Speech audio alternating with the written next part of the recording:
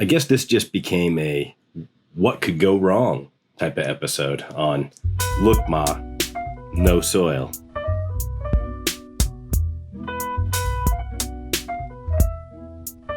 Welcome back. My name is Boss. I'm a gardener and a lover of all things spicy.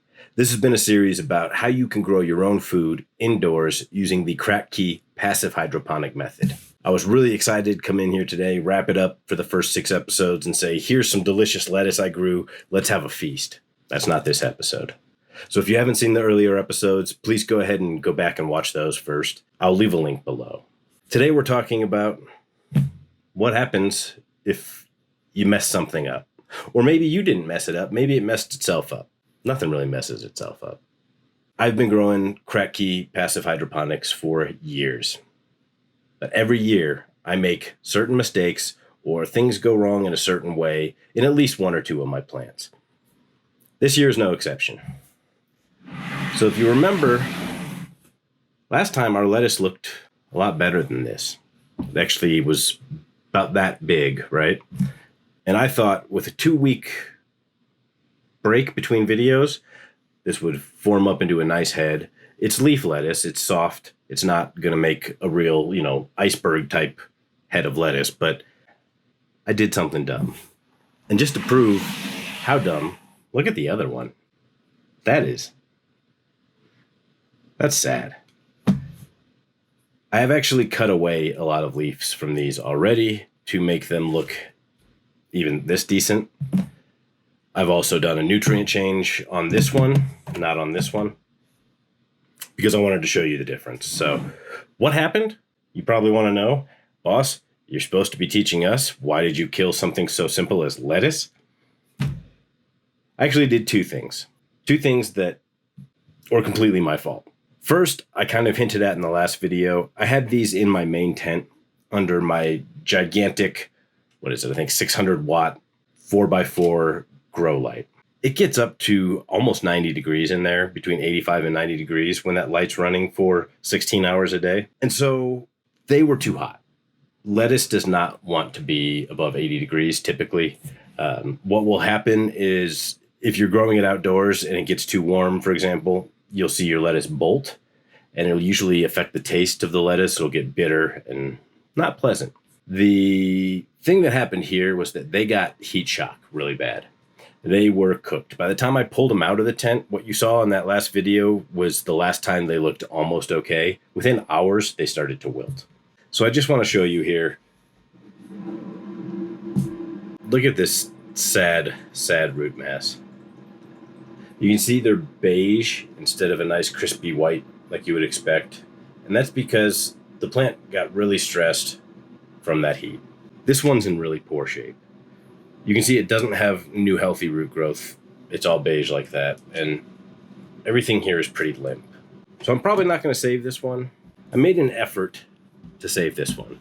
So not only did this get overheated, you can see how short those roots are. Lettuce is a fairly shallow rooted crop.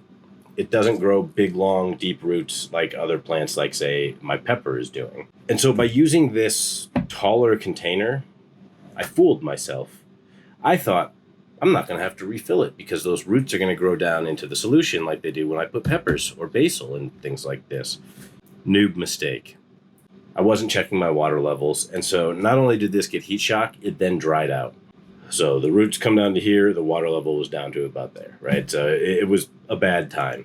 This thing was completely wilted. It looked sad. I was able to do a nutrient change here on this container, refill it to the appropriate level so that this plant is getting nutrients and hydration, and it's starting to bounce back. The roots are pretty beige, which tells me it's not going to do great. That's a good sign that your plant is already heavily stressed and on its way out. I'll try and keep this one going, and we'll check on it again. That means we're going to have to make an episode 7 sooner than later. But all is not lost. The beauty about growing hydroponically is when you do have some crops start to fail, all you have to do is plant another. It's so easy to get started again. Things grow so fast. When I saw these starting to fail, I planted another lettuce seed just to make sure that I had a backup. And so in this case, I've planted a Merlot lettuce. This is a purple or a dark red leaf variety Really pretty, right? I think this is gorgeous. And I put it in a smaller, shallower container. I've also kept it out of the grow tent, and it's sitting on a shelf here under a lower powered light. My basement's about 68 to 72 degrees right now. You can see it's just starting to put roots out the bottom of the rock wool, and it's growing phenomenally. This is a couple weeks worth of growth. I'm really happy with this, and I've reminded myself of a couple key lessons. Temperature matters in hydroponics. So especially with things like leafy greens and some herbs, if you get them too hot, you're going to have a bad time. Make sure you check your nutrient level. You might think you're doing okay. You think you gave it a big container so you won't have to refill it or worry about it. But then you did something stupid like plant a shallow rooted crop. Should have gone wider instead of taller in this case if I wanted to do that. Lesson learned. I should have known that. I've done this before. This will grow a much better looking head of lettuce.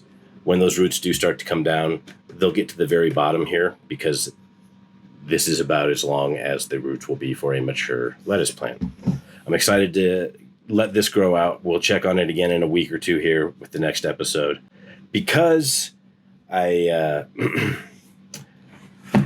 did it dumb, we're going to have a couple more episodes. I'm going to focus on letting this grow out, and then hopefully we'll be able to see some tomatoes forming. Let's take a look inside the tent at our other plants because they're doing fantastic. All right. You can see our tomato is doing pretty darn well. This is a micro dwarf, so it should be small like this. You can see it's got a bunch of flowers starting. I'm excited. We're going to have little baby fruits pretty soon. The New Mex April Fool's pepper is looking pretty darn good as well. You can see it is starting to really get ready to grow some side shoots here. A lot of new growth. It's actually starting to bud up and flower up a little bit. So normally I would probably pinch those off.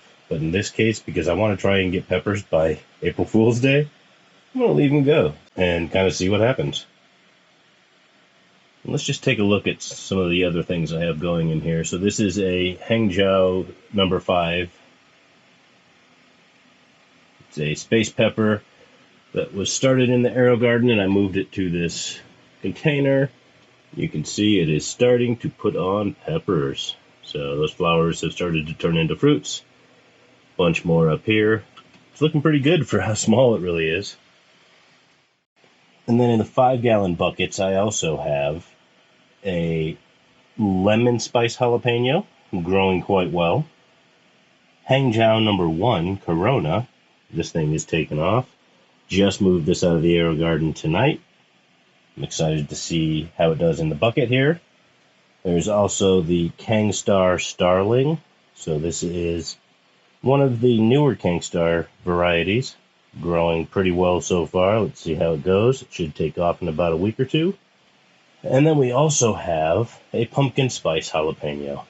First time growing this variety. I'm excited to see it. Doing all right. So that's pretty much it. I also have another of these Red Robin tomatoes in that coffee can there. I have some peppers that have been overwintered in soil there. You can see they're starting to grow back after I had cut them down to basically just their stems. This Thor's Thunderbolt is going crazy, so I'm excited about that. I'm gonna have to pot them up pretty soon. So there you have it. The tent's looking good. The tomato, the peppers, really excited about those. You can see I've taken on several more hydroponic projects since I started these ones. I just love to grow this way. It's so easy. I'm going to try and do mostly larger container hydro in that tent this year. So I'll probably do 1 or 2 more 5-gallon buckets. And then I've got a 25-gallon tote that I'm going to try and plant something in. I haven't decided exactly what yet. Might do a cucumber or something like that and try and trellis it up the side of my tent. I might just do a pepper that I want to get gigantic. If you have an idea of what I should grow in the 25-gallon tote, leave a comment below. If you enjoy this video, please hit subscribe and like. I will be back very soon with the next episode of Look Ma, No Soil.